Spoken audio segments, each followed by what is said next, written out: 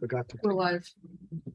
Good evening, everyone. This is the Irvington Planning Board. It's September 7th meeting. We're calling it to order. And the first order is the minutes from the last meeting, which date I forget. What's the date of the last meeting? August 3rd. The August 3rd minutes of the planning board. Does anybody have any questions on them on the board? No. Sarah, everybody was okay with the minutes? Yes. Do we have a motion to approve the minutes of August 3rd, 2022? Motion to approve the August 3rd minutes. Second. All in favor? Aye. Aye. Any opposed? Nobody opposed. Okay, we're ready to start. The taxes are all done. Sarah, up to date? Yes. All right, the batting order for tonight. The number one would be 30 Carla Lane. Number two, this is tentative number two. They have a conflict. They'll either be number two or last. It's Field Terrace. Number three is 77 South Buckout Street. Number four is Mercy College. Number five is 62 Butterwood Lane West. And number six is 3 Beechwood Road. Okay, let's move on with number one, which is 2022-24, 30 Carla Lane.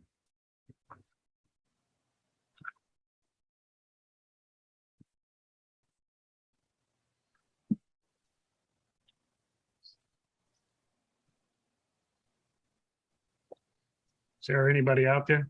Yes.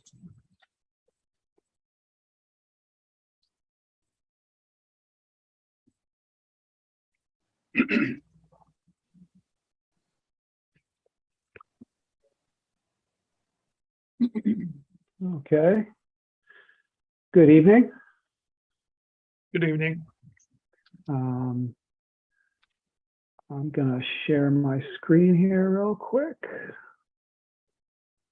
Oh, before you start, I forgot to introduce everybody that's here Okay, tonight. sure. Is Sarah Palermo. She's the keeper of the Zoom. Ed Marin, the building inspector. Doug Hahn, the consultant engineer. And then the board, our village attorney is on Zoom. That's Mary Ann Stessage. We have on the board, we have Lori Davidowitz.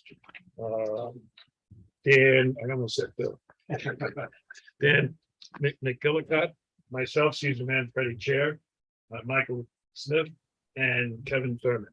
In the wings is our alternate who will be sitting in for Kevin, Mike Bufolco. Okay, go ahead. I'm sorry. Great. No, thank you. No, I thank you, Mr. Chairman, and the members of the board for your time this evening. We responded to comments that we received from Hahn Engineering and now have only just a few comments. One we wanted to highlight in particular was the comment from the landscape architect regarding the protection of a large maple that is located here on the plan just to the northwest of the home. While we are...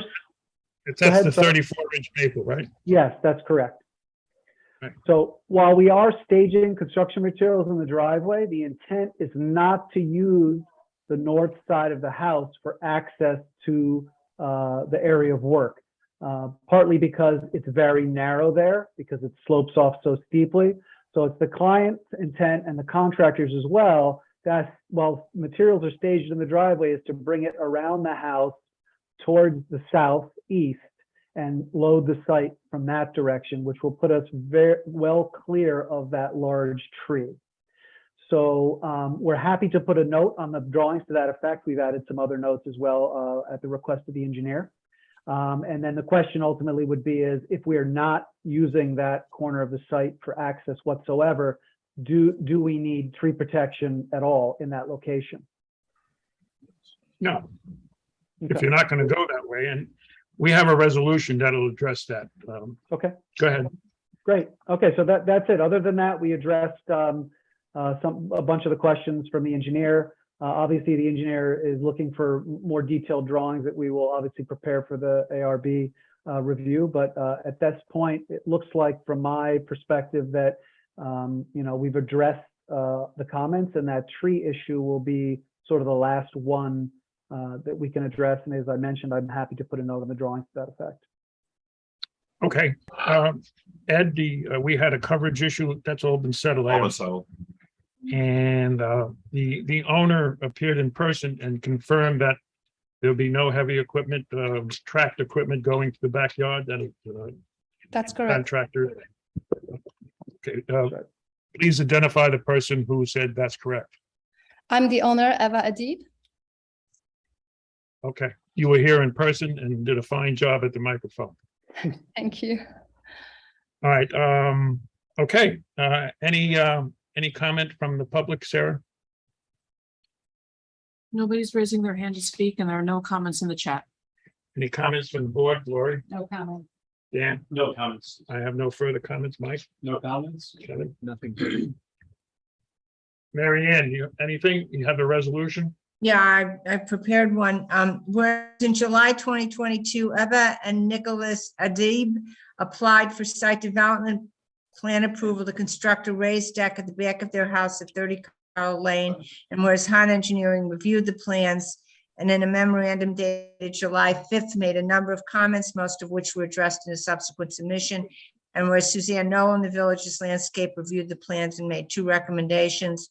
And whereas the planning board held a public hearing on the application on July 6th and September 7th, and whereas the action is a type 2 action under the State Environmental Quality Review Act and therefore requires no environmental review. Now therefore be it resolved, the planning board grants the application for site development plan approval for the improvements reflected in the drawings entitled 30 Carla Lane, prepared by Roy Kushner Architecture.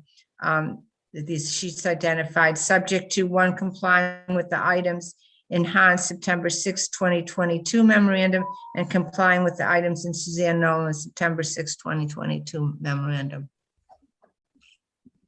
Okay, thank you very much, Mary Ann.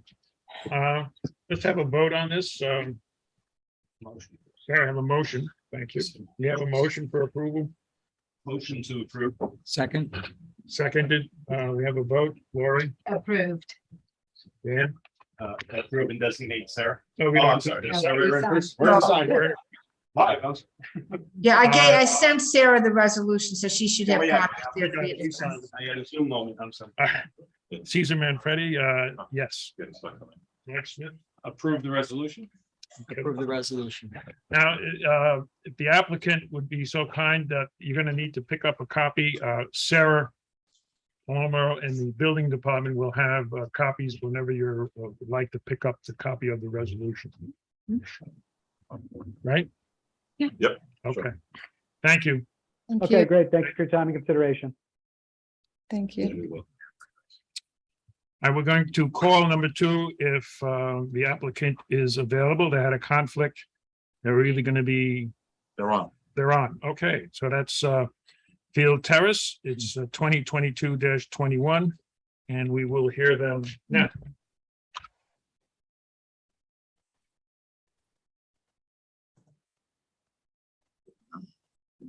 Maybe.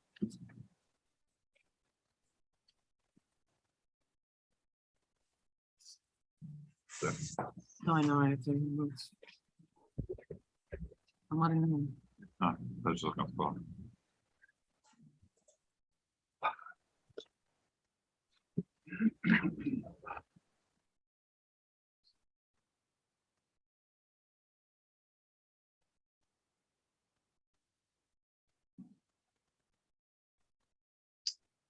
If you're here Hello. to represent.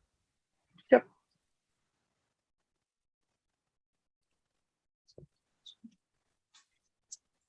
Oh, there he is. Good to see you, Mr. Chairman, members of the board. I hope you can all hear me. Yes, we can. Bet she puts a tie on for Greenberg. Don't you wish you knew, Ed? I could check. Go ahead. Just waiting to see, Sarah, is anybody else from our team being, I see Alan just got in. Anyone else from our team being promoted in, or is this everybody we've got? JP, I'm is this it? If you're here to represent the application, if you can please hit the raise hand button. Alan, I see Alan, JP, I see, is JD coming as well? And you're on mute.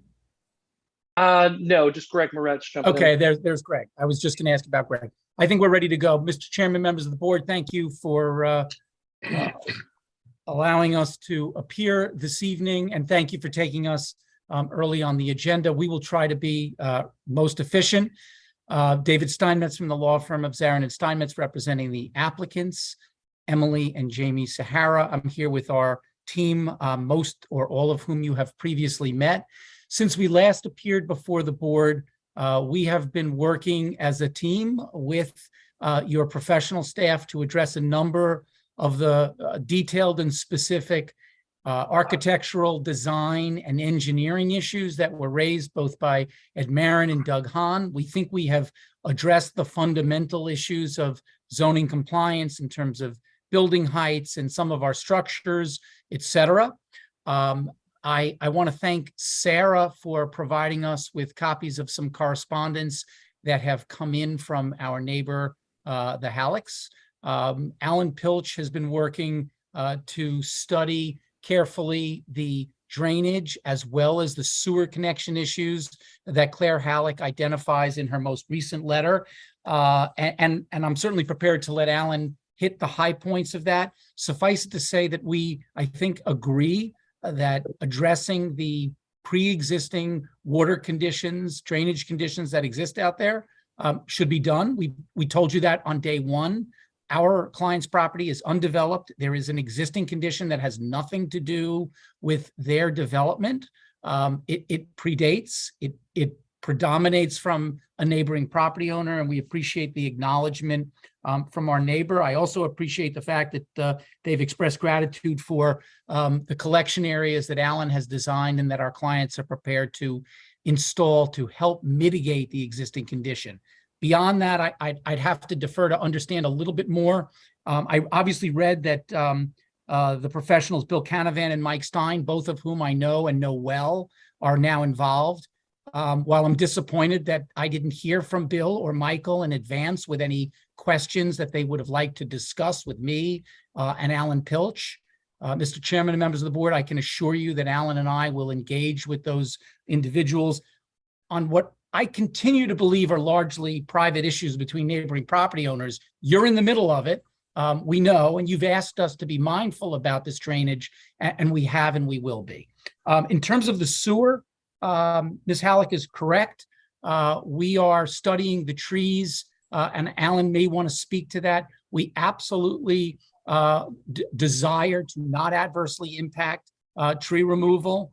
We want to try to navigate this easement in a fashion that's minimally invasive, minimally expensive. So we expect to do it in a pragmatic fashion. Alan and I are prepared, once we fully understand the trees, to propose to the Hallecks a potential relocation of the area of the easement and then memorialize that easement with a written document, because that was obviously, or that was not done at the time Herb Allen created the subdivision. They just simply showed an easement area on the plan. With that, those are my introductory comments to respond to what I saw from the Hallecks, and to kind of set the table on the fact that we do think we've addressed most, if not all, of Ed and hopefully Doug's comments. Alan, maybe you want to unmute and just very briefly just highlight anything that I missed specifically on drainage and trees and the sewer line. Before that, let me express my major concern on the trees. As you said, the existing easement that goes through the Halleck property has two distinguished trees on it. And we're very interested specifically in those trees to save them. And you already indicated the potential of moving the easement to save those, I assume to save those two trees. And then the general tree impacts on your own property to put the sewer line in.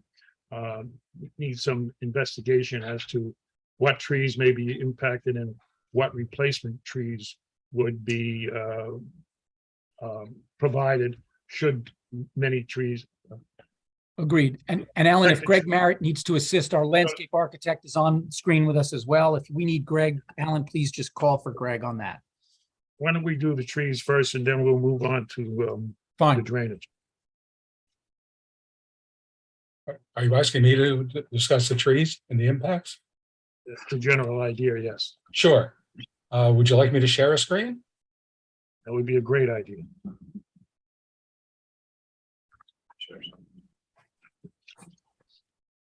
Hopefully this is visible. I'm Very assuming visible. positive. So let me just, again, Alan Pilch, engineer on the project. Let me just point out where the sanitary sewer is located. It comes out of the field terraces to the right, obviously. And this is the southern property line. The Halleck's property is here. It comes out of the southern facade of the building, and then traverses in a westerly direction to a point which is, I'll call it on the center of that 20-foot wide utility easement. I'll say the tree, it's been planned in such a way as to minimize the impacts to trees. There are precious few in this area. There's a few trees which would come down anyways, just as a result of the grading and the construction of the house. That's these three I'm pointing to. And from that point on, there are none over to the point where we enter the 20-foot wide easement. And as David indicated, we're in the process of engaging a surveyor to locate all these trees. And I will point out too, that having reviewed the elevations along the, from the Sahara's Field Terrace property to Ardsley Road East, that there certainly is plenty of slope that we can maneuver this. I'm just trying to, there. So if we had to move this a little bit to, I'll say the west or east to avoid impacting a tree, there is that opportunity to do that because there is quite sufficient slope. It's like a 4% slope from the point of exit or the sanitary sewer manhole that's being proposed to the point of connection at the sanitary sewer, the 8-inch sanitary sewer, which we investigated, both privately, us, and also with the sewer and water. So I'm just saying that there's a 4% grade, and typically for a sanitary sewer line, you want at least 2%. So there's plenty of slope between the two locations. So that's essentially how the sanitary sewer is set up. If you want, I could sort of describe what we've done with regard to stormwater, or you want to discuss this further. Well, you need to identify any trees in that easement. Yes. And we said there's 3 trees coming down. You ought to talk about the replacement trees. Ed, I don't know the distance there. Is there a distance that you need to have a clean out or a manhole? That would be part of their design. Okay. And when it connects to the village, your line, it needs to be a manhole there. Do they need village approval for the man? There's no manholes needed, just manholes. How, you just connect the line? Yes. We don't want a connection in the manhole. We want it in the line. Okay, And there's 50-foot cleanouts. They know that. okay. So whenever you're moving that easement, pay attention to the trees. We would like a little tree survey as to what new trees, what significance of any new trees that you going to move to protect the 2 trees that I mentioned. Sure. Okay. Yes, that would be absolutely our plan.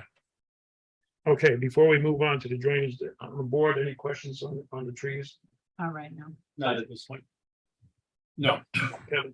All right, good. Let's move on to the drainage. But before we go to drainage, Mr. Chairman, if I could just ask Alan one question. Alan, in the letter from Ms. Halleck, which I received this afternoon, there's an indication that she had prepared a tree survey. I'm I'm unaware of it. I'm not saying it wasn't done or sent to us. Casey Brenner was unable to join this evening. Do we have a tree survey of the easement area already, or? I'll say that we do not. I've not seen one, nor have I received one.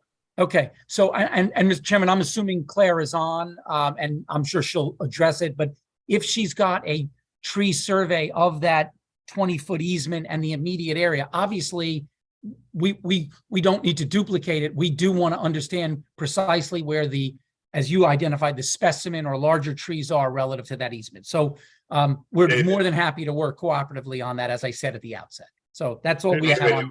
It was an inventory survey, not a location survey. That's what I thought. Ed, thank you, because I didn't think I had seen a certified locational survey. I appreciate you sharing that. Thank you. Yes. Got it. Okay. Let's move on to the drainage.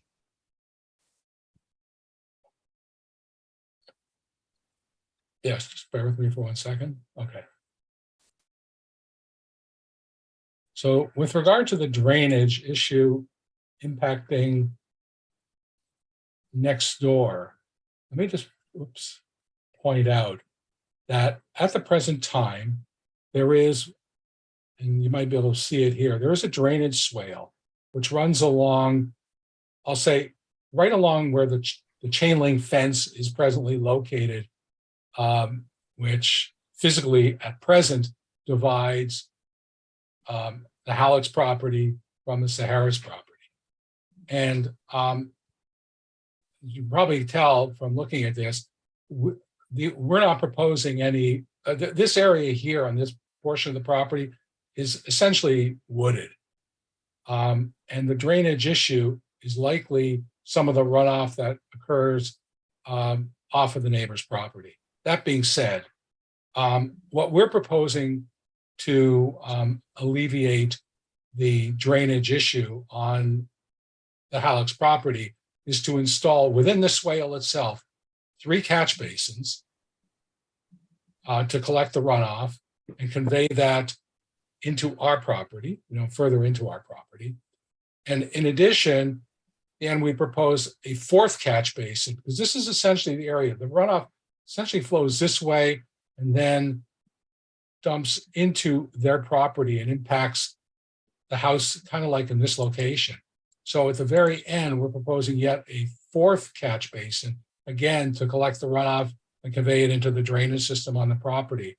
And the catch basin and the storm pipes, the installation of 4 of them, 3 of them within the swale and a 4th down at the point where the flow essentially,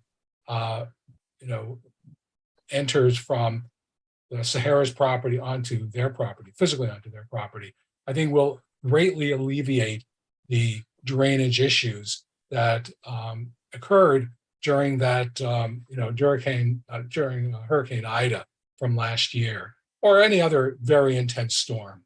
I think that will go a long way to reducing this severity. I think it'll probably minimize it or eliminate it in its entirety. And I know that, Ms. Halleck's have engaged, 2 engineers, and we're more than pleased to, and I know them both.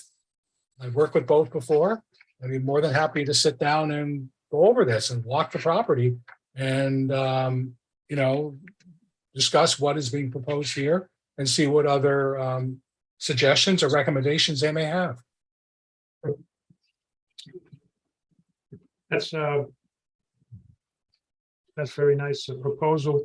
You aware that the Castellano driveway was curved and that water that was coming from Cyrus Field down their driveway and Bill Terrace. From Field Terrace rather, that from Field Terrace down their driveway is probably going to be diminished because of the new Belgian block curbing that they put in. Okay, I was aware of it because I had walked onto the Castellanos property and sort of saw there was there's a catch basin and a couple of inlets and around this location, which seemed to discharge onto the property here. We were there, that pipe was meaningless. Most of the water was eroding the west side of their driveway. It was just Okay. coming down straight, Right. bypassing that little drain there. Sure. So, So and I that's- think that curbing is gonna diminish the water that was in that swale there. I would agree. Anyway, what about the rest of the drainage? Why don't you go through, because there was a comment the last time, on the property to the north. And I had a comment about, water running down the driveway from Field Terrace. Correct.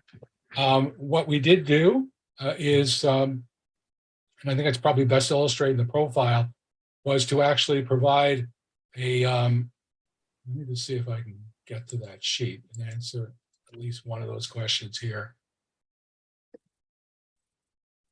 Let me just show you the profile, if I may. Sorry about the delay in getting to it, but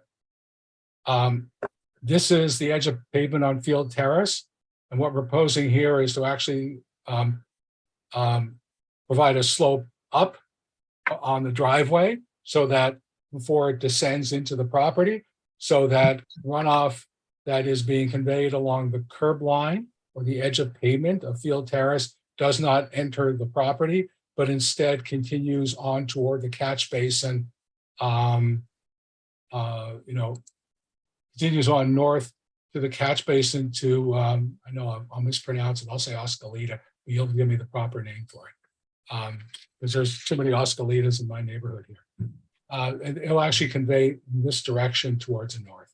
That's where it'll go. Instead, so what we've done is provide a, I'll call it a rise in the driveway, if you will. It's a small rise.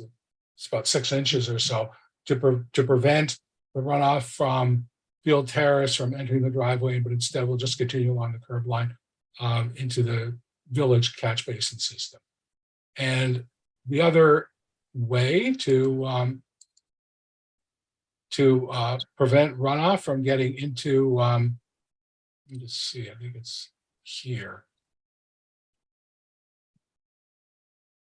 Into the neighbor to the north. First of all, the runoff from most of the property drains away from there. So the real concern is here at the driveway.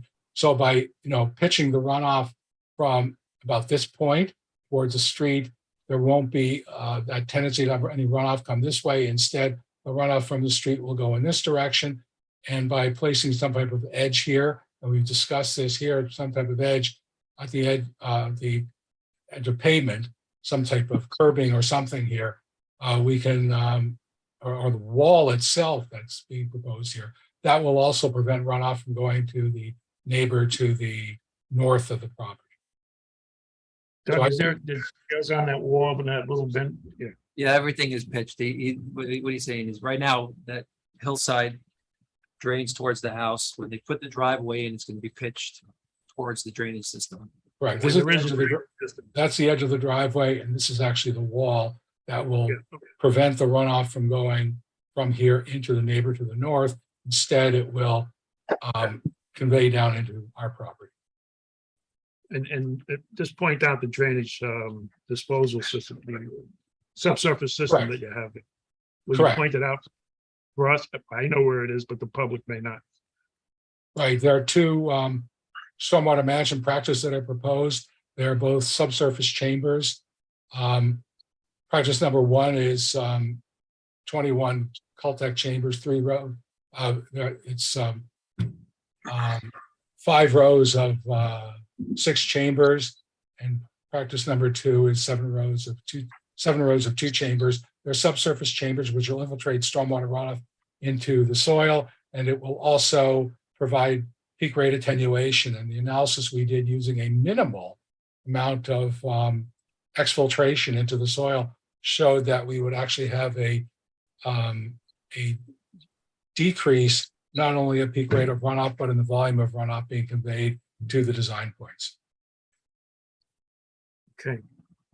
I have to go back to trees again, but this, not the trees in the easement, trees in general. There's an artist rendering of what the trees might look like, and it does not resemble reality.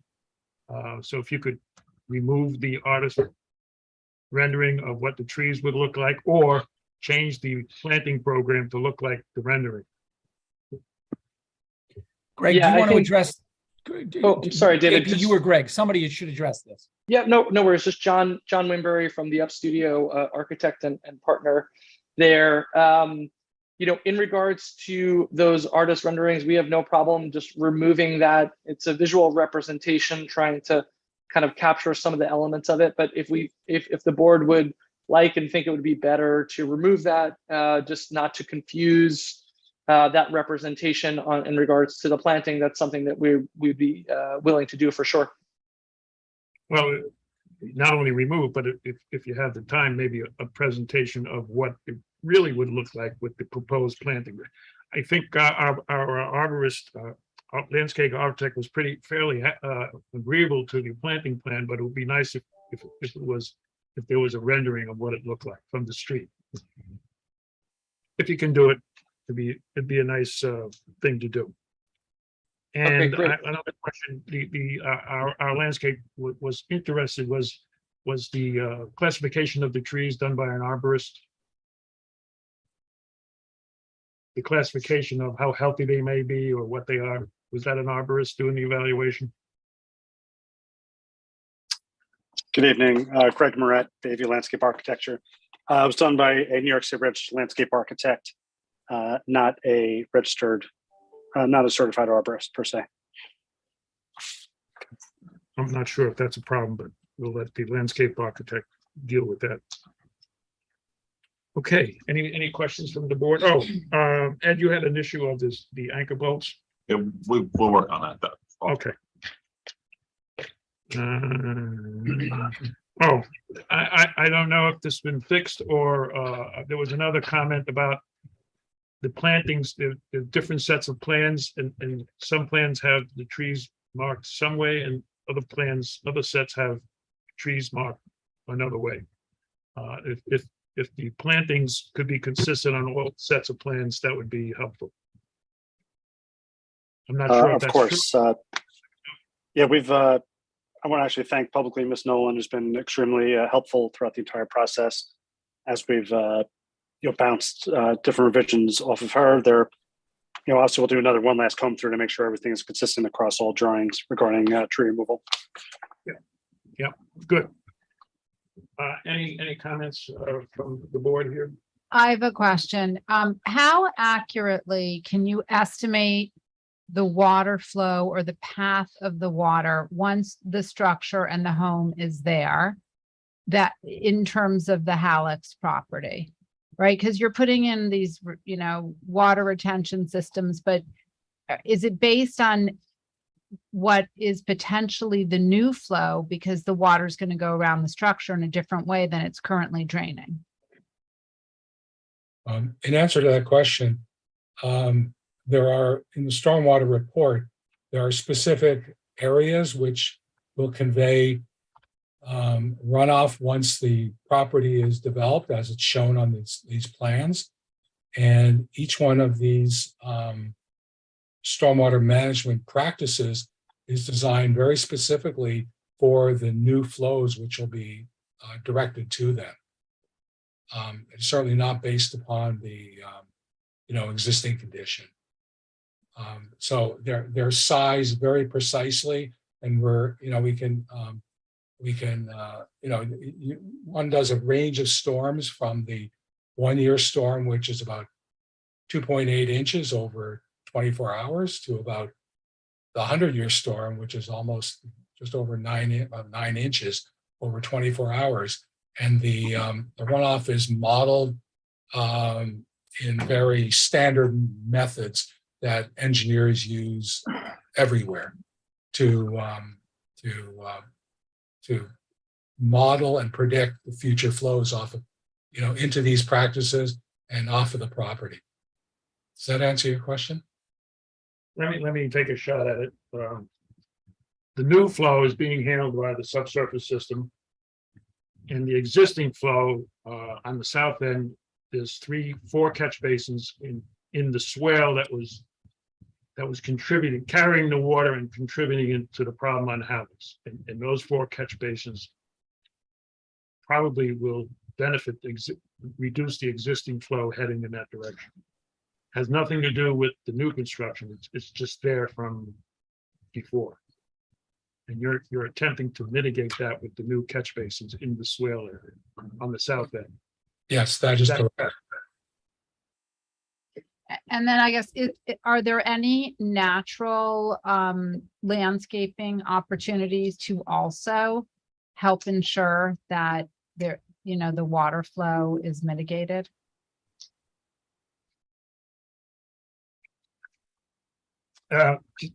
Specifically, we were out there and there's a berm that is in disrepair on the Halleck's property. I don't know which property it is because the fence is not the property line, but there is a disrepaired berm.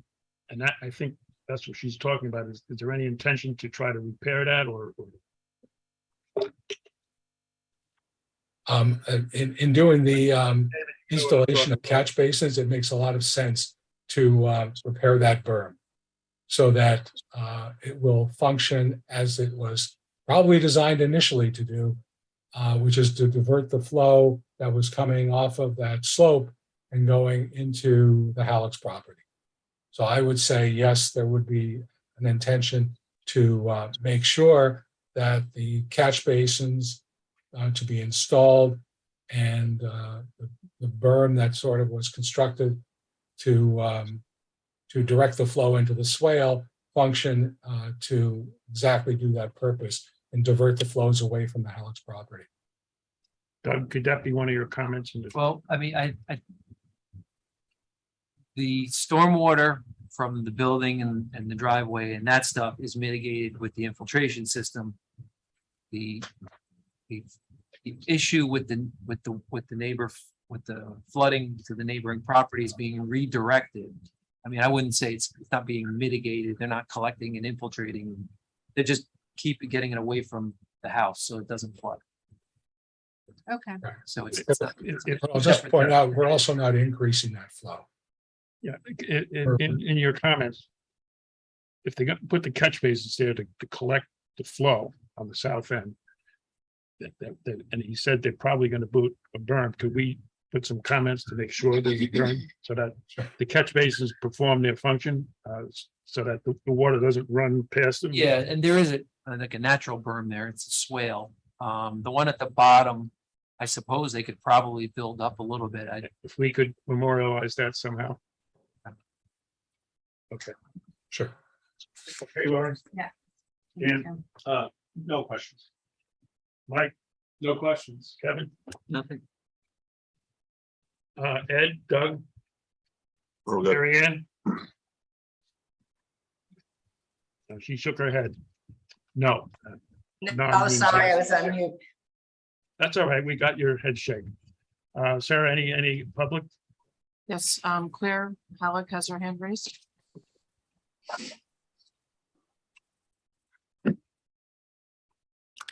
Hello. Whoop. Am I here? Yes, you are. Oh, okay. All right.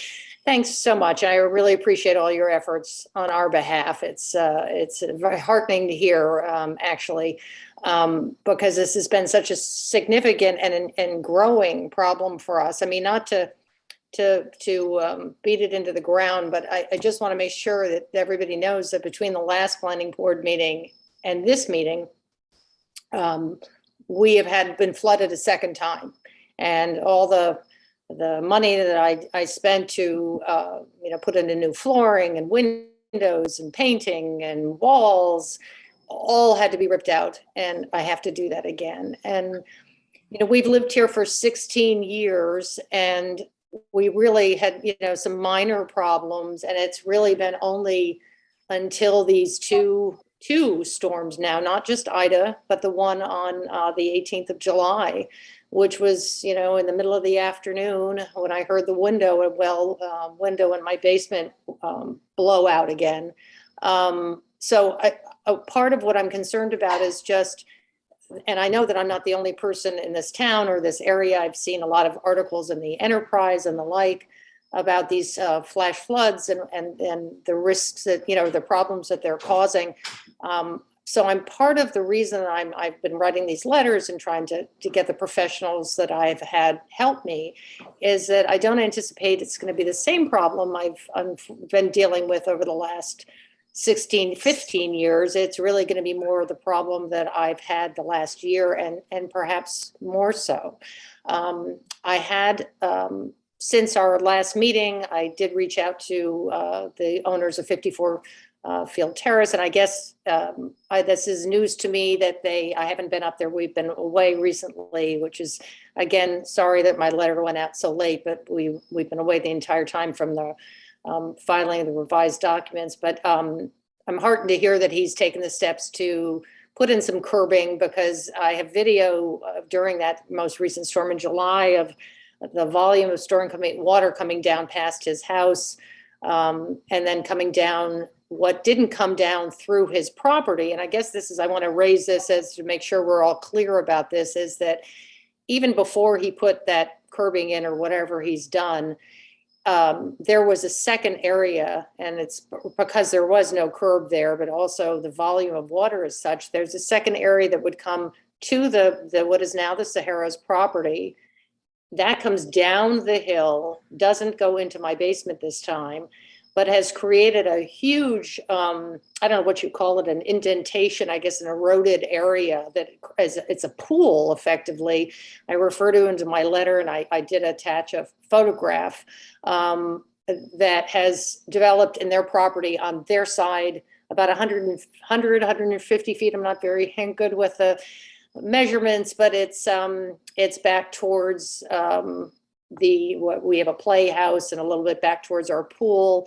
What doesn't flood and create kind of a pond in their yard has now overflows and creates, which is the picture I sent of a pooling on, a big deep pool on our line, property line, that is now killed since that July storm has now killed another, 8-foot laurel bush. So it's not just the problem that David mentioned earlier that they have, quote unquote, nothing to do with. There is that additional problem of water from these flash floods coming down the hill. And unfortunately, I am on the receiving end of all of this water because of the way that the topography is. And I really appreciate the question that was asked a little while ago about, how accurate are these water reports, when they do this modeling, to really know. I haven't had, I have had Bill Canavan help me out, and Michael Stein. They are actually the professionals that have suggested that I have this all hands-on meeting, so we really know exactly what the problems are and that they're fully addressed. I really very much appreciate the catchment areas on the swale. That is not my only problem. And I am not an expert, and I'm trying my best by hiring these people to get the people to support me. But I'm really not sure that when you build the size of this house with an underground garage, a retaining wall, I don't know how big the house is, 5, 10, in terms of how much they're building on the ground, 5,000, a pool, that I'd be hard pressed to not fear that all of that water is going to somehow be diverted. I already live, because I'm at the bottom of a hill myself, a steep slope with a very swampy front of my yard. It's just very hard for me to, plant things. It's the whole front of my house. I've had leaks coming in the front of my, into my basement. They've been minor, luckily, but repeatedly, because there's so much water pressure at the front of my house. Because there's a huge hill on their property as well, and unfortunately the slope goes my way. I'm terrified, frankly, that of what the repercussions of this massive, and I'm not saying it's massive because it's, inappropriate for the area. I'm just saying it is an enormous amount of cement and ground disruption. And I guess I would love, and I very much appreciate that the discussion of the berm. I've actually built up the berm myself a little bit, because I've actually spent thousands putting sandbags out there now, because I don't know what else to do on my property. But I'd like I would like to ask that before this is all approved and we rely on the fact that, and I think we're all on the same page, I really do, that we really, really sit down, and I'm willing to do this as quickly as possible, as quickly as I'm available, the professionals are able to meet, is to really have, you know, my guys meet with Alan, and whoever else is on that side of the equation, if Joe Castellano, the guy above me, if that's appropriate, to really understand and memorialize what we're going to do with this, not just catchment areas, but berms, this further pooling that's down below, because if that's filled in and landscaped and that continues to pool, that's all going to just come into my yard. And I guess it's so significant to me. I can't live in a house. Our whole basement is just, I can't repair it because I'm afraid it's going to happen again. I've spent $120,000 repairing my basement in the last 9 months. So I really would appreciate the opportunity to really nail this down before we move forward. And I'm not trying to slow things down.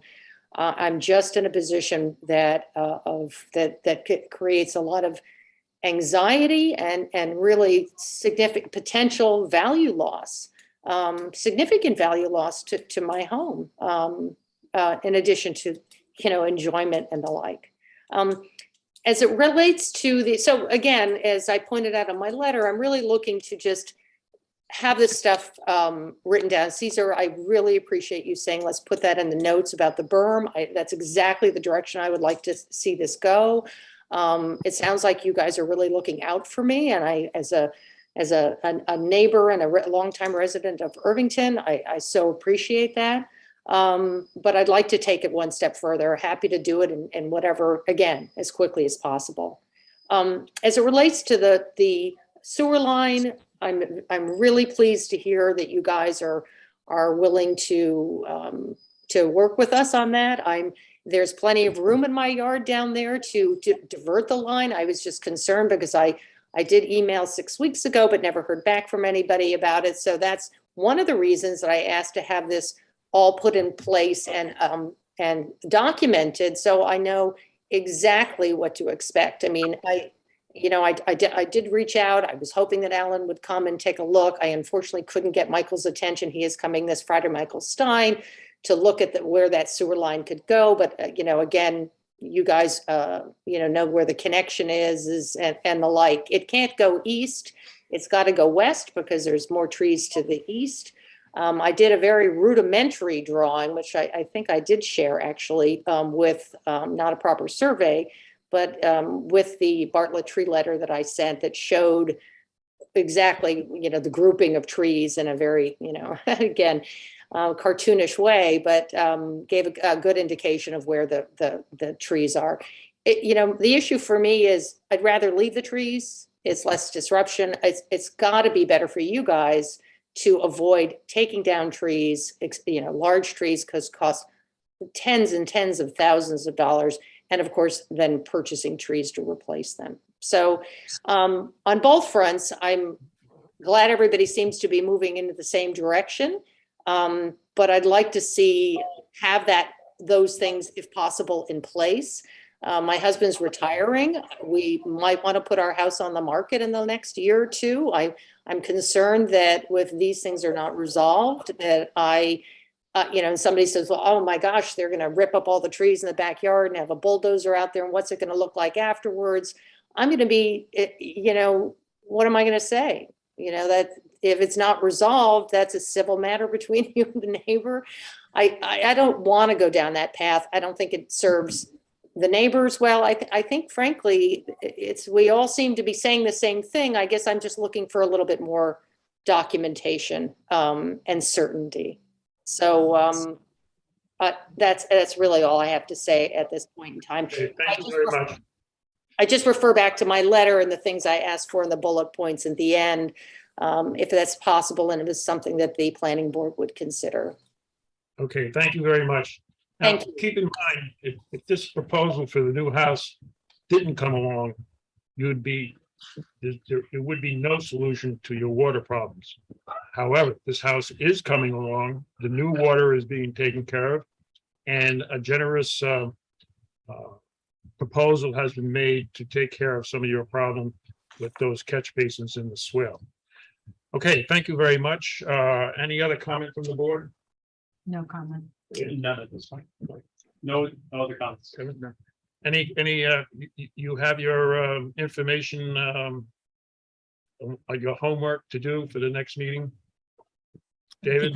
Yeah, I think we're, Mr. Chairman, I think we're clear on that, and we look forward to working with our neighbors and hope that Claire can set up that meeting. We're happy to cooperate as we have throughout this whole process. We That will would do be our great. homework, we'll make a resubmission, and we hope to be back before you on the next agenda. Okay, thank you very much. Good to see you all. Thank you. Thank you, Thank board. you. Thank you. Number two, number three. Number three tonight was 77 South Buckout Street. That's 2022-23.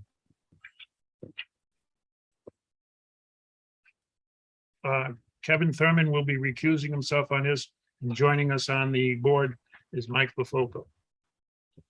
He's a confirmed alternate. If you're here to represent the application, if you can please hit the raise hand button.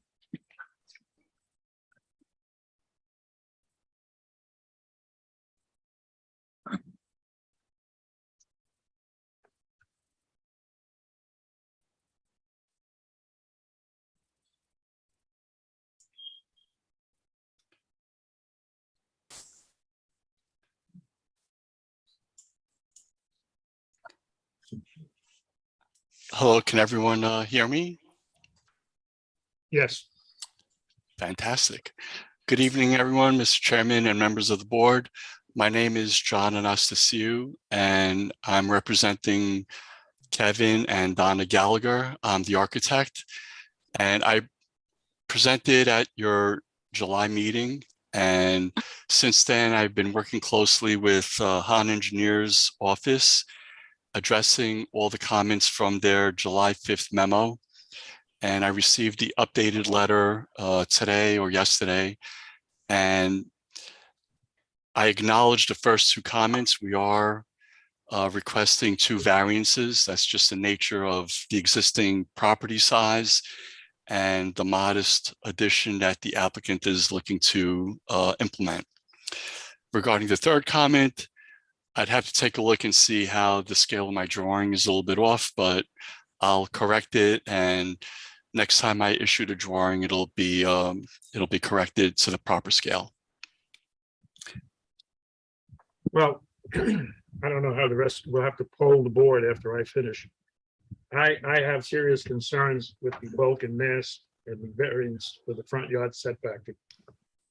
It's gonna, from the roadway, it's just, the house is, the new proposal will be just on top of the road, and I have a problem with that. We had asked to a demonstration of, I specifically remember saying, is this gonna stick out like a sore thumb? Please do some renderings that would allay that fear. I haven't seen those renderings, and I have a suspicion that when you, if you were to do that, I still wouldn't like it personally. So I want to save your money in moving forward with something that I may not like, regardless of what you do. It's just too much moving forward from the roadway. It's going to stick out from the neighbor to the south. I'm just not in favor of this. There's a major variance, front yard and the side yard, that just puts it too close to the road, in my opinion. Mr. Chairman, if I may, can I share my screen? Well, I want to poll the board and see if I'm off base with the rest of the guys and girls. Okay. I mean, I don't feel exactly that way. It's okay. I think it's a tough street to begin with. I think the home needs improvement if so, yeah, it doesn't, I don't I don't see it exactly that way. Dan, I agree with Lori to an extent, but I also agree with you where it seems to be too much in a smaller spot. So maybe a renderings would win us over, or help Caesar or me to be affirmative in your proposal. Mike, first, Mike Smith. I'd like to see the rendering. Mike Bufuto. Yeah, I'm on the same page. I think it's, what was it, 25% over total, 14% more? Yeah. I don't think it's small. That's enough to Get close enough to require. the mic. I think that's enough to require seeing something. I couldn't quite hear the last board member's last comment. I was just saying that the overage and the increase to it, I think warrants seeing something. It's not. Oh, okay. Understood. May I share my screen? Yeah. So, well, Mike Smith. John, has a I just question. had one other, I noticed in the application packet that there was a 2003 zoning board approval of something, which I take is about half of what you're proposing on the front porch. I was just wondering whether you could address how, whether you know what was done in 2003, what was proposed, and how this is different. And I think the renderings will help us address that as well. Well, I think probably the applicant. Are you aware of 2003? I was just about to say, I am aware that the property received a prior approval. The applicant might be in a better position to answer this, but from my recollection, that proposal was for a much larger project, actually. They were looking to do a full addition going towards the back and somewhat of an addition towards the front, similar to what's being proposed now. I think the difference between that proposal and this proposal as it pertains specifically to the front is that they were extending out, I think on one side of the house, probably to about the same extent, maybe a little bit more. Whereas in this current application, we're looking to extend out widthwise to meet where the house currently is bumping out to. So in that regard, we're not bumping out further than the portion of the sunroom that currently exists. What is bumping out further than what currently exists is a covered porch structure.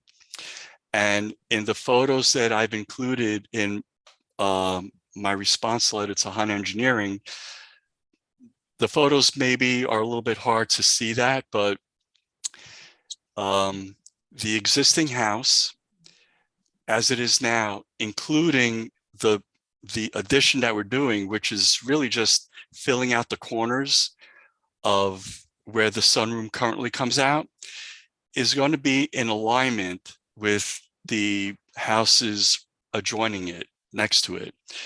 The houses next to it, they also have a platform that extends beyond their current footprint. The difference between our proposal and what seems to exist in that neighborhood with the two adjacent properties is that we're proposing to cover our platform, whereas the existing houses do not have a covered platform. So in my opinion, I don't think we're really coming out any closer to the street than the adjoining properties, except that we're going to be proposing a covered porch. I think if I could, what I would expect then is that there would be a comparison. You'd be comparing and contrasting your plan as with the other neighboring properties, because when I walk by those houses, I'm trying to judge how is it going to look at 77 South Buckout when done, how close to the street.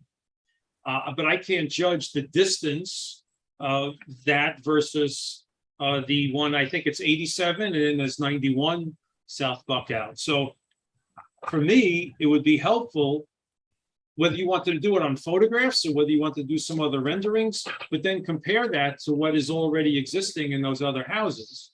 And then we could judge how far out it's coming, how close is it coming to the curb? Yeah, I'll prepare that rendering. I think the best way to do that is through like an aerial view. The reason I didn't include it here is in Google Aerial, when I look for that image, it's covered with shrubbery because of the time of year that Google Aerial is taken. And it's kind of hard to see how far forward the adjoining houses are.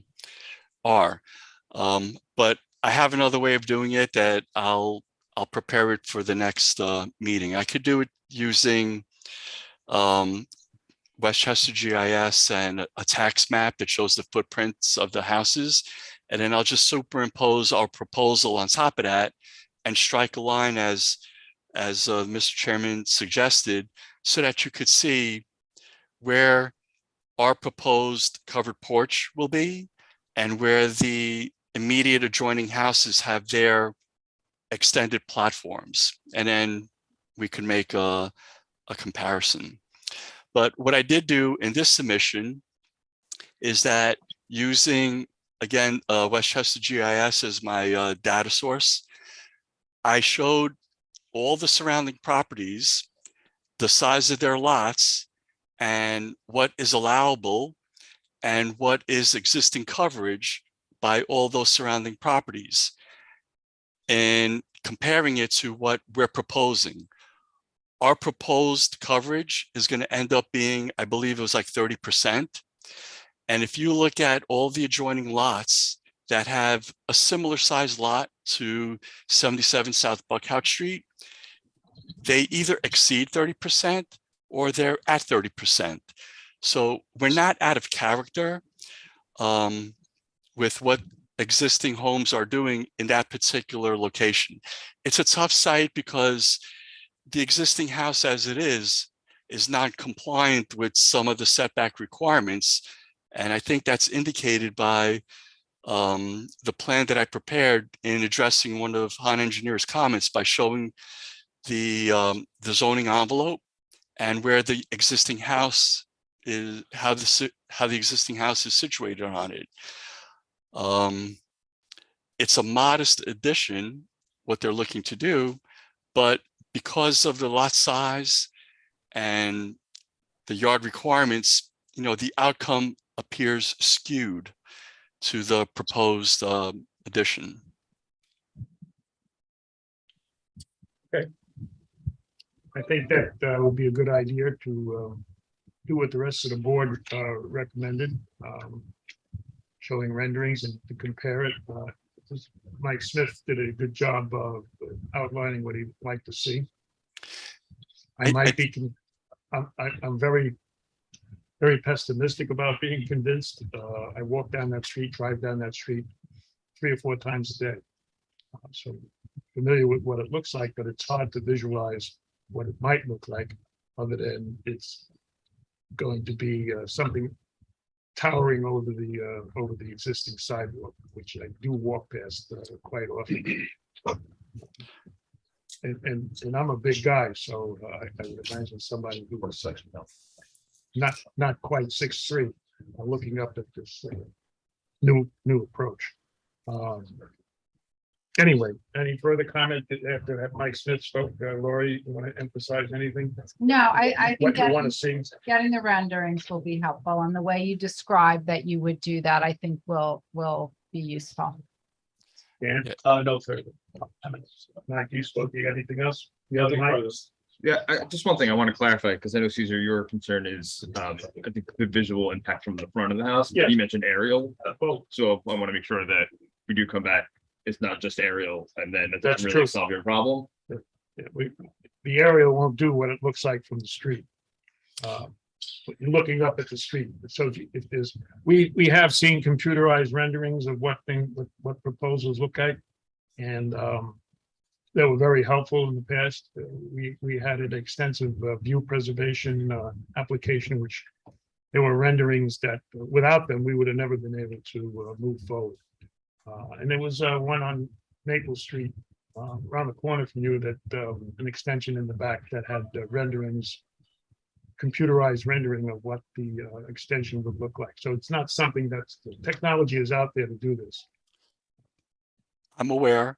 I just want to make sure that I satisfy the comment, and I want to prepare something that is going to be useful to allow the board to make a decision. So with the rendering, I suspect that it should be taken somewhere from the street that shows not only the proposed addition to my client, but probably shows the two adjoining houses and how they compare. Is that accurate in what you are looking for? Yes. Yes. Fantastic. Yeah.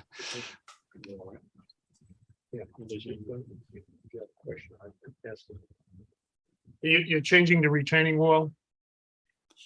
Yes.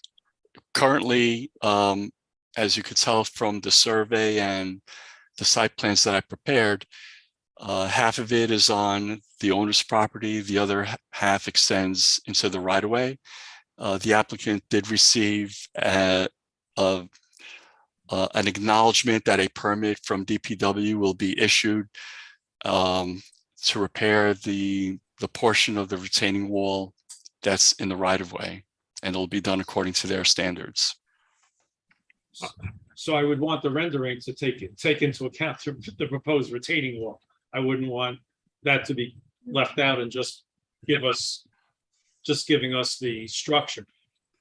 No, I understand. You'll see the retaining wall with the proposed new retaining wall layout, the walkway leading up to the new covered porch, including the proposed addition.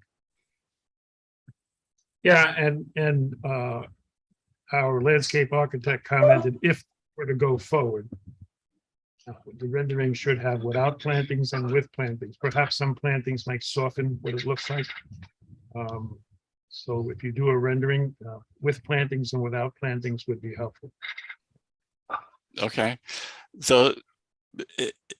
I suspect that what we're looking to do, if you've walked past that property, right now there's just a lot of overgrown brush. It needs cleaning up. And I think the proposed landscaping moving forward would be just to restore the lawn and perhaps some modest plantings just to soften up the foundation line. I think that would be appropriate for the scale of what's being looked at here. Well, in the past, plantings could alleviate the bulk of things. Understood. So I'll accommodate. I'll have some suggested planting as part of the rendering, and then we can take it from there. You may want to consult with, have your landscape architect consult with our Susan Nolan, the landscape architect the village utilizes. Understood. Thank you. Any further questions from anybody on the board here? Ed? Doug? No. Sarah, any public? Nobody's raising their hand to speak and there are no comments in the chat. Okay, Mary Ann, you got anything? No, I just wanted to say that, you know, this rendering that the board's asking for last time, it was so clear last time that they wanted it. Both Caesar asked for it and I described what it should be. So nobody thinks that this is something new the board's asking for. We asked for this last time pretty clearly. I acknowledge your comment. Yeah. That was my sore thumb comment, that we want to make sure it doesn't stick out like a sore thumb. Okay. That's an old, you know, my wife keeps saying old expressions are dying away. So I try to bring them back. All right, Sarah, we did the public and there was nothing. No, so we're done. We'll see you next time. Thank you.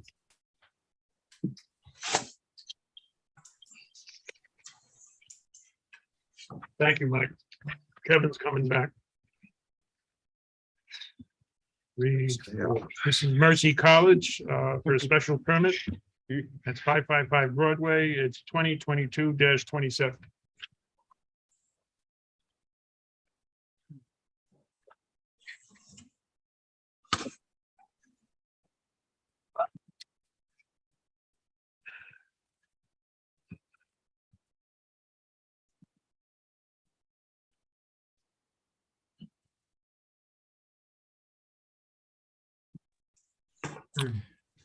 Good evening, Chairman, members of the board, esteemed council. Seth Mandelbaum of McCullough Goldberger and Stout on behalf of the applicant Mercy College. I'm here with Tom Simmons, once again, Vice President for Facilities at Mercy. And we thought we'd give you a month off and then come back again. So we didn't see you in August, but we're back at your September meeting. When I first spoke to Mary Ann Stetchich actually in the spring about the project that just received approval for the improvements to the entry at the college, I also talked to her about the fact that our special permit was coming up, that it was extended in 2017 for 5 years through the end of October 2022. And the special permit, as I noted in my letter, goes back to November 28th, 1977.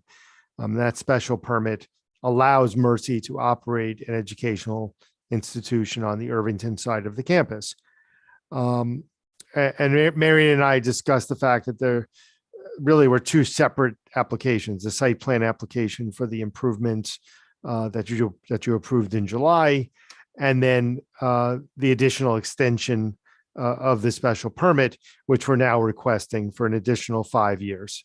So that's just by way of background why you're seeing us again so soon, and why we didn't bring that request together. Our original site plan application was filed in April, I believe, and wound its way, through the process, ultimately getting approved in July. So with that, I think you have my letter, which is, I think, pretty self-explanatory, but I'd like to ask Tom to just share his screen and very briefly give the board an update on that entry project. And then, Tom, I don't know if there's anything else you want to touch on, but I know that the entry project has, been of great interest to the village. Yeah, so since the time you just approved the, what I would call the sister project, the landscape improvements, that was in addition to the required Route 9 roadway improvements. They're both out for bid right now. They went out on the street on September 1st and 2nd. The two projects and the bid openings will be on the September 22nd and 23rd. So we're excited that DOT has blessed the final plans on those. So we're committed to advancing that project elements that were one of the conditions. And I know that we're in compliance with all the other conditions in the current special permit.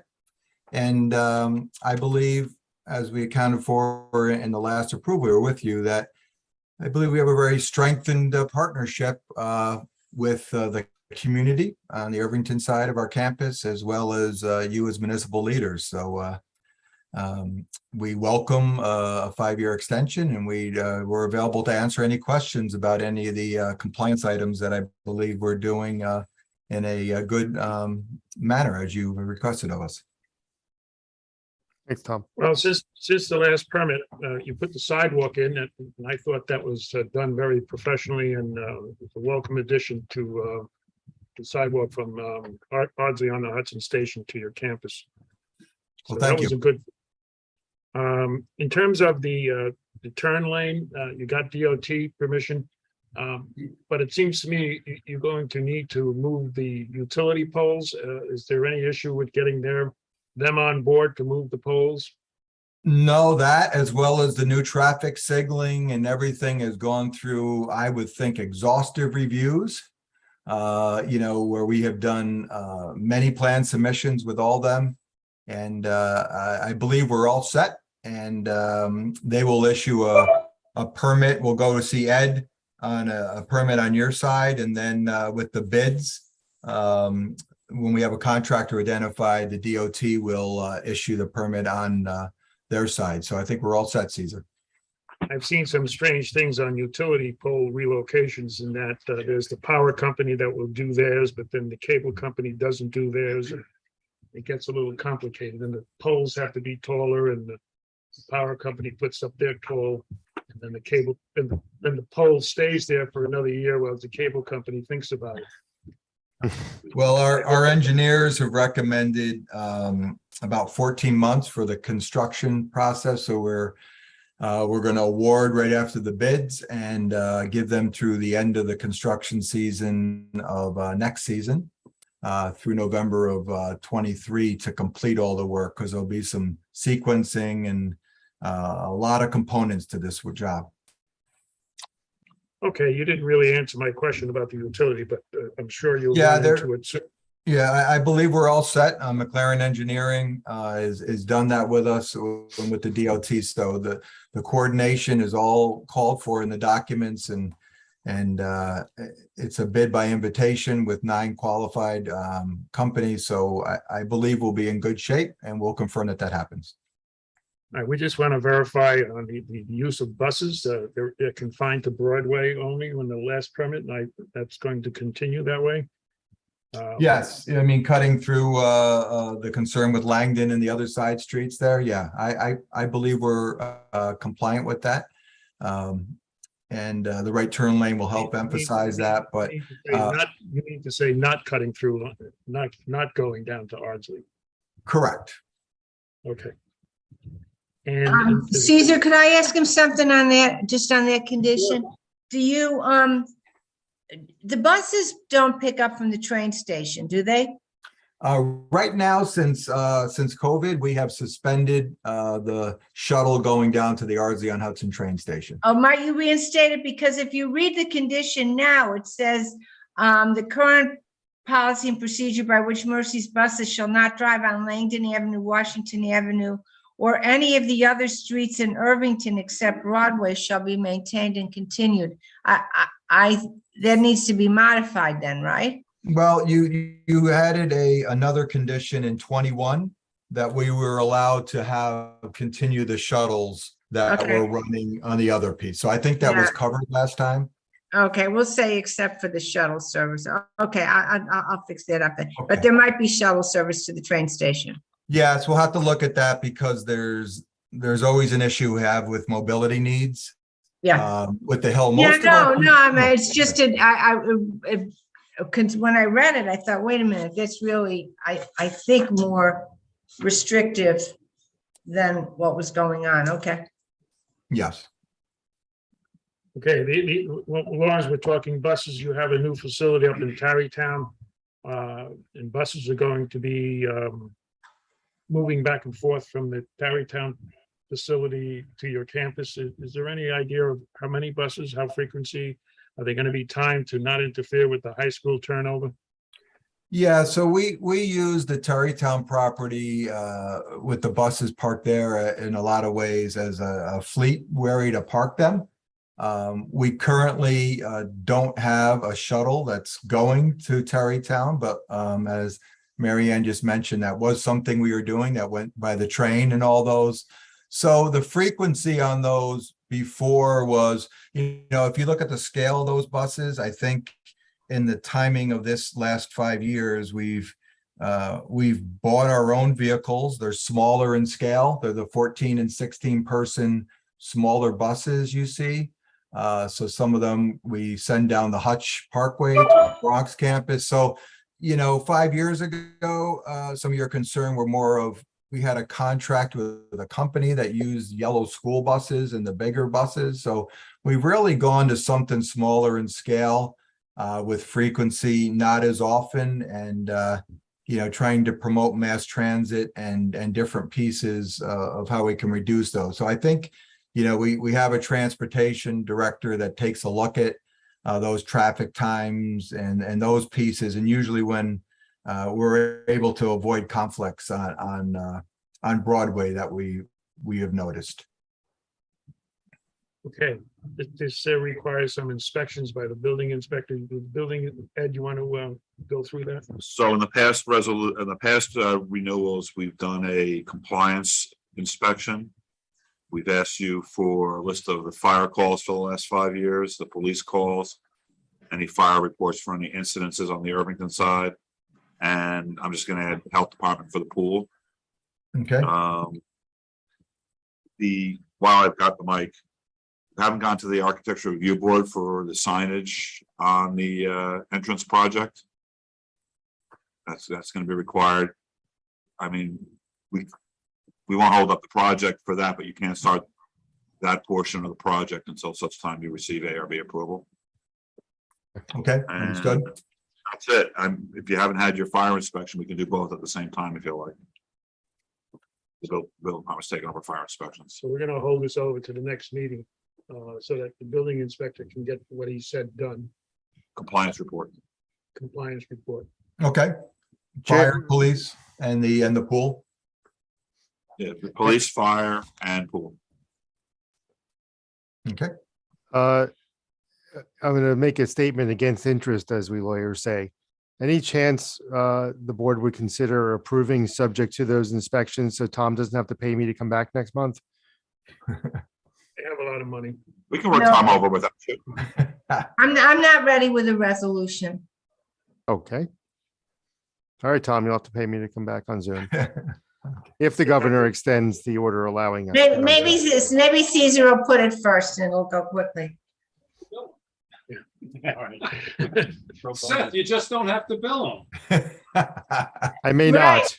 Good idea. Hey, could I ask what, on that rendering there, Tom, Yeah. above the E on the right thing, what's that cross like? Oh, that's my cursor. Oh, the cursor. Okay. It's I not- remember approving that. Okay. It's not the Sisters of Mercy anymore. Yeah, I'll put that out there. Okay. There you All right. go. Put it on the car. Okay, any comment from the board here? Lauren, No comment. Dan, No comments, thank you. Mike, No comments. the other Mike. Oh, Kevin, No, thanks. Sarah, any public? Nobody's raising their hand to speak and there are no comments in the chat. Okay, you'll have to get dressed up in a tie and jacket again for the next meeting. All right, so I'll go to the dry cleaner between now and then. Thank you for your support. Thank you very much, folks. Really appreciate it. Stay safe out there. And we'll see you next month. Okay. Meeting. Take care. Number 5 is 62 Butterwood Lane West. It's 2022-29.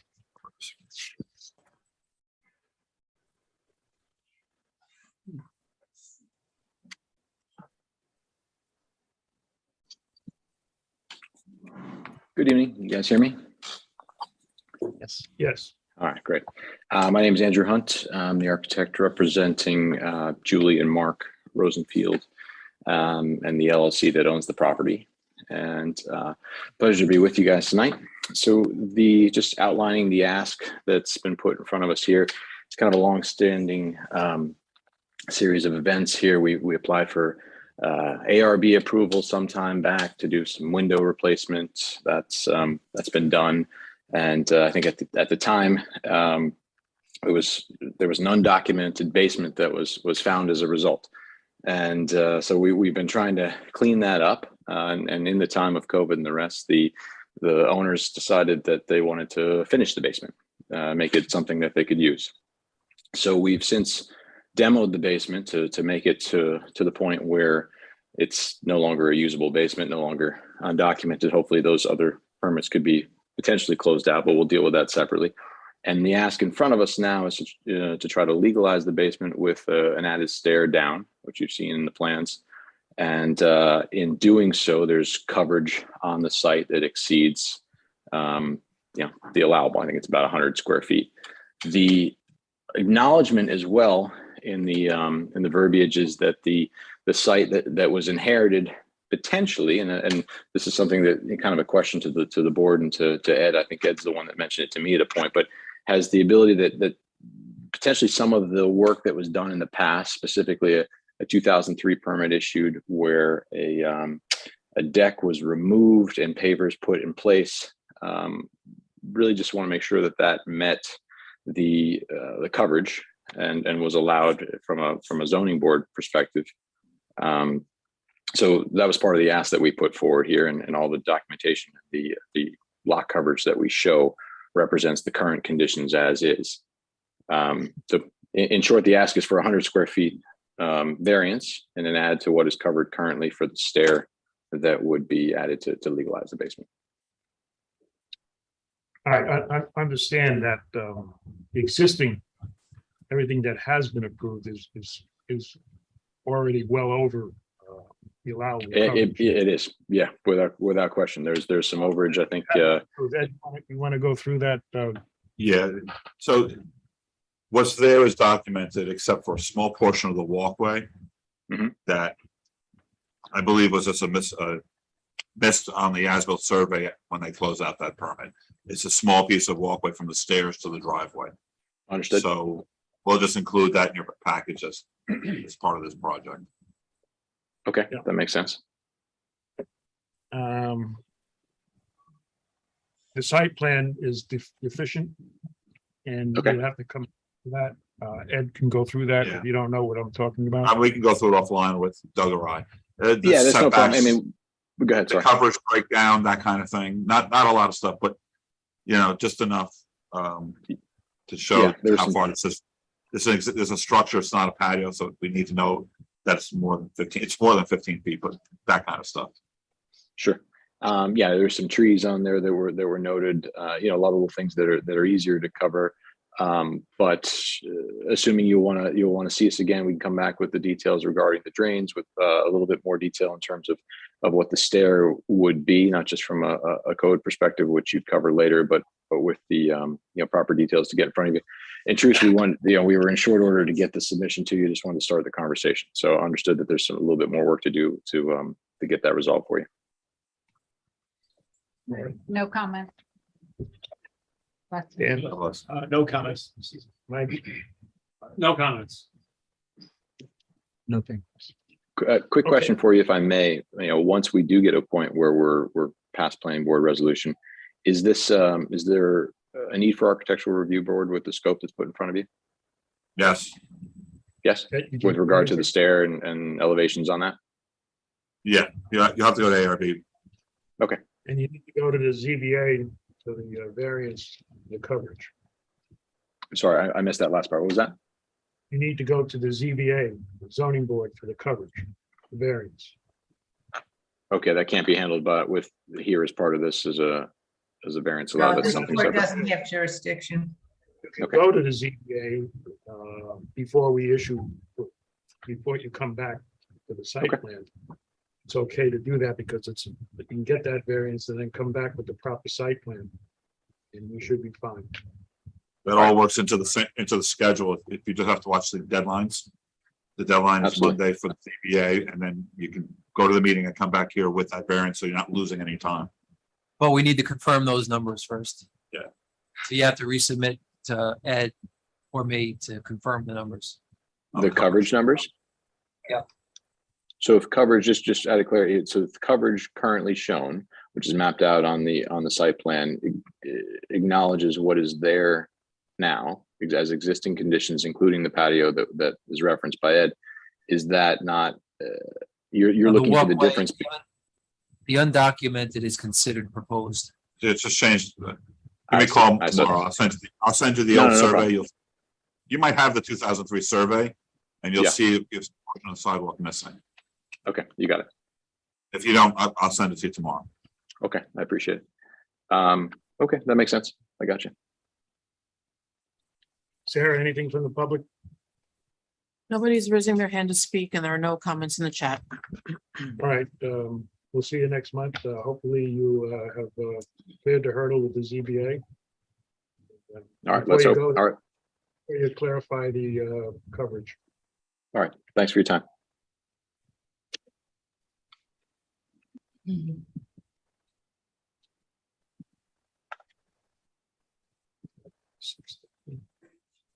All right, we're moving on to number 6 on the agenda, which is 3 Beechwood Road. That's 2022-28.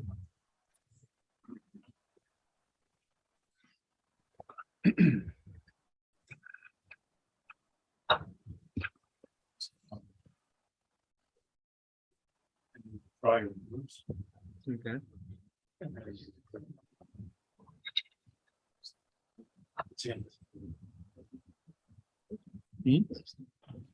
Hello, good evening.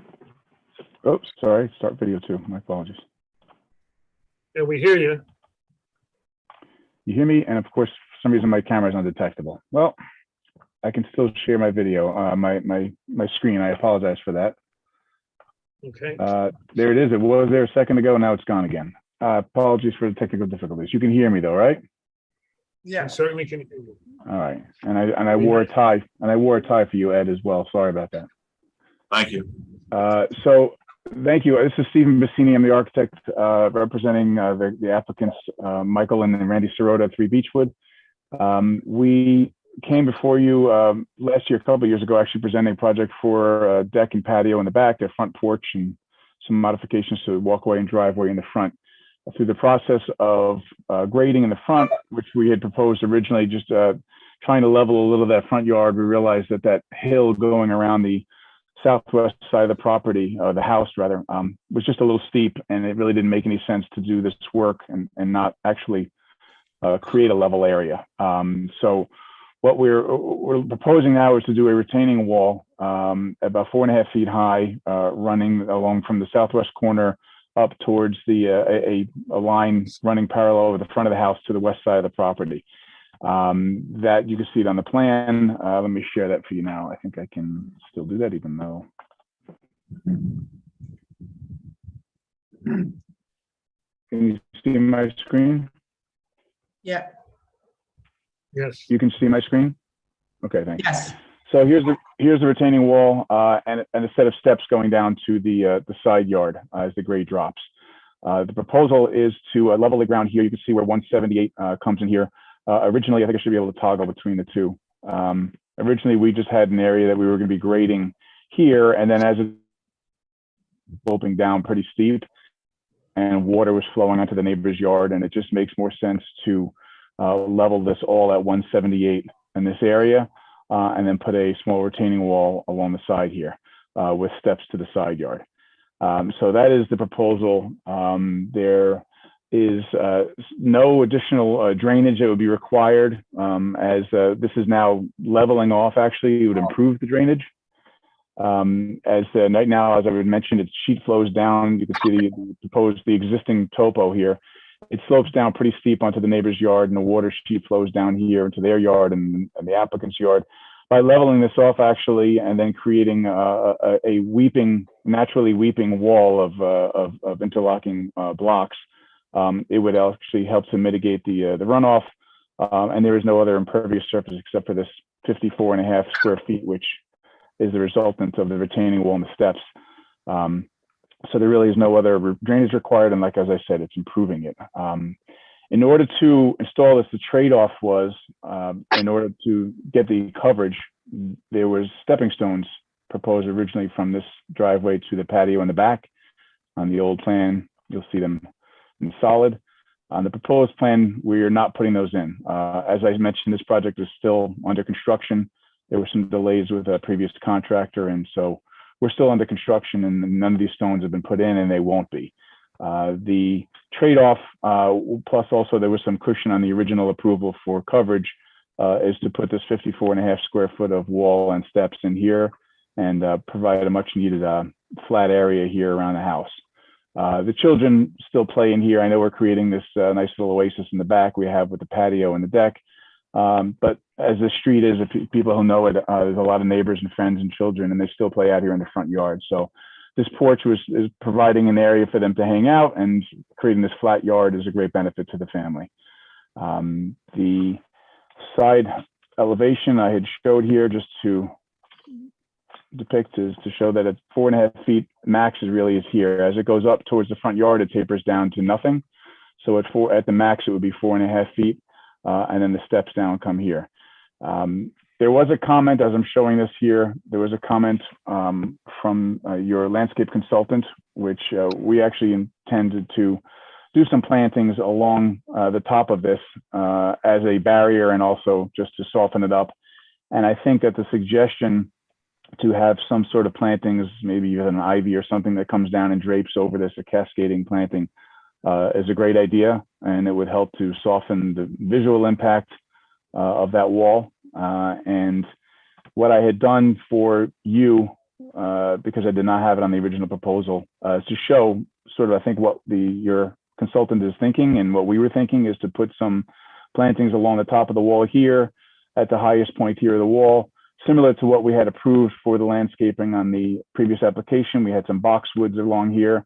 I think we would put some boxwoods here and then some draping plants, which I pulled from the internet, but this is not obviously exactly what we would do, but something I'm assuming similar to that.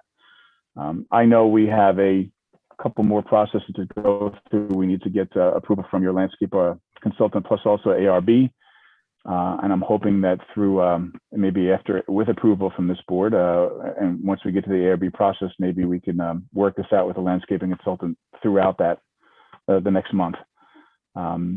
There were several comments from the Hans memo, from Doug Hans memo, that I had sort of responded to and discussed. And I think that with the exception maybe of some forms that need to be signed and submitted, I think that I can address those and submit those maybe pending a submission of those documents. So hopefully we can get an approval from your board. But just to touch on them real quick, they were, the wall itself does weep. So there would be no drainage discharge location, no actual drainage discharge location. The plantings we would propose, the coverage worksheet is actually submitted, and there are no variances required. There's no additional staging areas required because, as I mentioned, this is under construction right now. So the project is still rough graded, and there's really no staging. We're just bringing in the blocks, and they'll be installed within the same couple of days. The only question I have is as far as the tree. Going back to the plan, sorry, I'm looking at something different, but we had originally proposed this, a dogwood tree. That was to remove this caliper tree here and replace it with a dogwood. Because that really does interfere with the whole process of leveling this and flattening this, we are requesting, and through the process of meeting with your board and also with your consultants, we're hoping that the proposals that I mentioned here would take place of that, and we could eliminate that dogwood. I understand that's something you would need to approve and your consultant would need to approve, but that is our request. And I think that outside of some of the other forms, like I said, I need to submit, I think that would really be the only thing that would be outstanding. And if you had any questions. Well, I think the dogwood is a replacement tree. Maybe put it someplace else, but we'd like to see, you took a tree down, so you need to put a tree up. So. Not a bush, not shrub.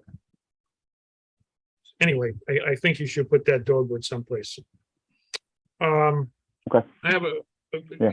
You could show a picture, you have a photograph that was submitted, and that would be helpful if you brought it up. It might show my concern that I'm gonna ask. So a photograph of the property? From the street. I think it was your notice picture. Oh, well, I'll tell you what, I have, I'll share something different than you, because I have something open already, assuming you might want to see. Here. Does that help? Yes, you see that clump of trees right there appears to be on the other your neighbor's property? This right here. Yes, and It's the walls. very close, yeah. And the wall is on the property line, I assume, and I'm not sure how far the wall comes out, but if it comes out adjacent to those, to that clump of trees, and you dig down for the support of the wall, you're gonna kill them. I understand. Actually, if you look right here, the width of that manhole, figure it's about 30 inches there, and so you look from the curb to that, it's about maybe about another 3 or 4 feet. So let's say it's about 6.5 feet or so to that front face of those trees. If I go back, and I'm sorry to have to share this, jump back and forth, but if I go back to the site plan, just so you'll understand. Here is the edge of the wall. Here's our property line, and here is the curb. So we've got another 15 or so feet from the curb to our property line. So our wall is ending back in here.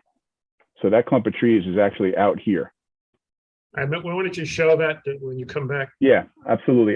Well, actually, I was going to ask that if I needed to come back, but I guess that's something for another later on. But yeah, I imagine you might want to see that because that was the comment. I understand. I don't have a survey that shows that. I don't have, but I can absolutely go out and locate it off the curb. That'd be a good idea. And Okay. I think you had a question about the subtraction and addition to the coverage. No, it's just very tight. I wanted It Doug is. to just duck from the numbers. Hey, I think he's got an extra square foot. Did you hear what he said? You need to confirm your numbers. I heard him say I have an extra square foot. I thought it was worked out perfect. That's what we actually limited the width of the stairs and everything to try to accommodate that. But I'll check my numbers again, Ed.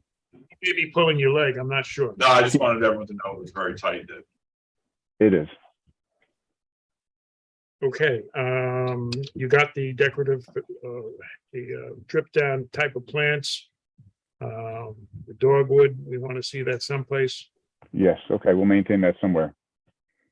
Okay, Laurie, any comments? I don't know if this is a structural issue, but is there a reason why you're using that more commercial looking bricks instead of natural stone?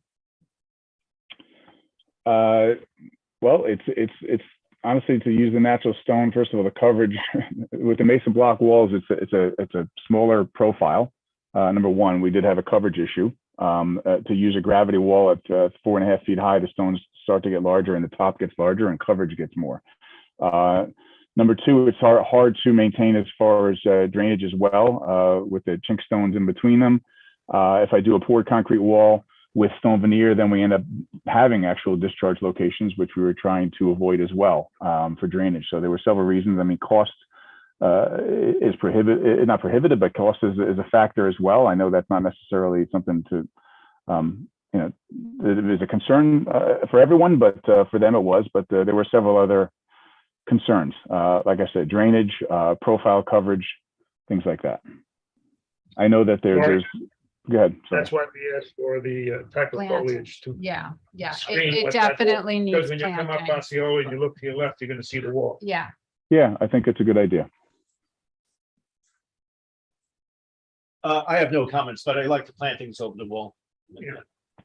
Oh, by the way, the porch that we approved, the porch that we approved last time and you put in, it looks fine. Oh, great. Glad you like it. Yeah, they like it as well. I have no additional comments. Thanks. Kevin? No. Sarah, anything? Ed, you had? Just handrails and guards, Steve. Handrails and guards. Go ahead. Could you elaborate? Sorry. Show them on the next plan. Along where? Well, you need a handrail down the stairs, Okay. more than 3 risers. So there's 3, 1, 2, 3, 4. There's 4 risers and a Right. guard for anything over 40 inches near a walkway. 30 inches near a walkway. So if I put a guard along this wall, then I'm going to be Not exceeding. Sorry. I misunderstood you. I don't know if you want a guard along the top of the wall. You need a guard anywhere near the walkway that's a fall of more than 30 inches. When you say walkway, what walkway? You talking about the stairs? Stairs are a walkway, so it's a traveled way. I guess the wings to that walkway is what he's talking Yeah, no, I about, understand what you're saying. Well, then I may we may look into altering it. 3 tread. It's 3 treads actually, right? 30 inches. Not 30 inches or 3 treads actually requires 30 inch fall near a walkway and more than 3 treads needs a handrail. more than 3 treads. Right. I have 3 treads. 4 treads. 1, 2, 3. 4 risers. 4 risers, 3 treads. I'm sorry, 4 risers. Yeah, you have 4 risers. Right. So if I eliminate one of the risers, I can eliminate the handrail if I do some different grading over there. And then if that- you grade it, if the wall's less than 30 inches, you don't need a guard. that may be a little bit of an issue because then I don't get to get it to 178 on that spot. Okay. Well, I think we would probably grade that then to achieve that because I know that the guard, you're talking about having to put a 36-inch guard on top of that, which then exceeds my 6.5-foot allowance. The stairway part, yeah. Right. Okay. We'll grade to avoid that then. And I understand as far as New York State Building Code, we'll achieve that then. Sarah, public? There's nobody raising their hand to speak, and then there are no comments in the chat. Any further comments on the board? No. Nope. Okay, thank you very much. We'll Thank see you next time. Can I ask when you say next time? Can I submit the documents in order to get to the ARB at the end of this month and meet with or discuss with the landscape consultant those plantings along there? You can discuss a landscape architect. The ARB deadline was Tuesday. Was Tuesday, Was yesterday. so you missed that. You need this approval, and you also need this approval prior to going to ARB. That's what I thought, but I thought that for some reason you guys had it in sync that I could achieve that still. I thought that was always the case. Pretty close. Wow, we're 2 days off. All right, I got it. So, Okay. so at next month, if it was, if he gets the approval from the, planning board, will he be able to get on the He's October? gonna watch this deadline, it's possible. For Pardon? this month's meeting, not this month's meeting. Yeah, For but the that's, October ARB meeting. yeah. Is deadline for the ARB in October after our meeting? No, we'll let him on the first Monday of the month. Okay. So, okay, my so in other words, I'm coming, I still have to come back, I guess is my point, on the 5th to Come see it? back. I do, You have to okay. I didn't know if I needed to, okay. So I need to come back on the 5th and then you're saying I'd be able to get on for the 26th, I guess, is the ARB? We'll talk tomorrow. You got to focus Got on it. getting the work done. You got it, I will take care of it, I appreciate it. Okay, Well, you need to come back because you're not getting a resolution tonight, so. that I understand now as well, got it. Thank you, Chairman. Okay, got your homework and there's not a lot, but we're really concerned with what that wall looks like from Osceola when you drive up Osceola. So that planting is important. And Yeah. Susan Nolan stated she'd be happy to work with you on recommendations. I'll reach out to her tomorrow. Thank you, appreciate it. Okay, we're done. Thank you. All right, take care, bye. Let's see, any other topics? Nothing? Okay, the planning board meeting of September 7th is closed. You can terminate the broadcast.